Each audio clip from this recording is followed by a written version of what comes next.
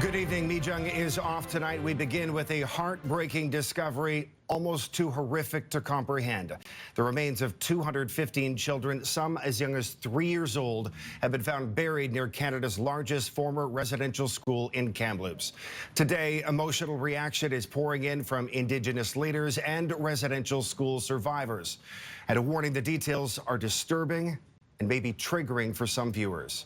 CTV's Allison Hurst reports from Kamloops. The investigation is still in its infancy as the community is still learning more details about the disturbing discovery. But the idea that remains were here has long been spoken of, but not documented. Buried near the former Kamloops Indian Residential School, a heartbreaking discovery. The remains of 215 children. It was devastating. It was actually quite mind-boggling. And you know, it brought some of us to tears. Some as young as 3 years old. What was heard was, and what they were told was that when children were missing, that they were told they ran away. I felt for all of the students that I went to school with, and then I felt for all of the parents who missed their children and they never came home. All of those little ones who were buried with no dignity at all.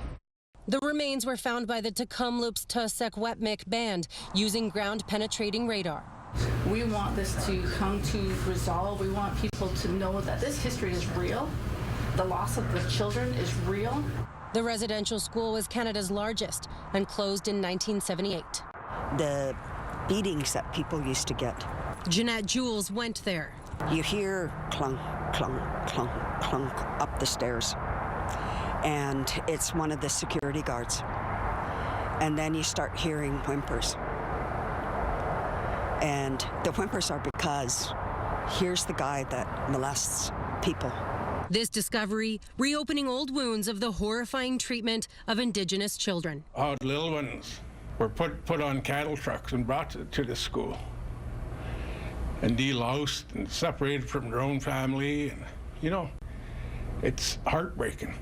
And brings even more questions. If it happened here, you know, has it happened at the other Indian residential schools? Because this was, you know, something that, you know, a mass grave like that was never marked, never known, and all of a sudden, you know, in May of 2021, it's been discovered.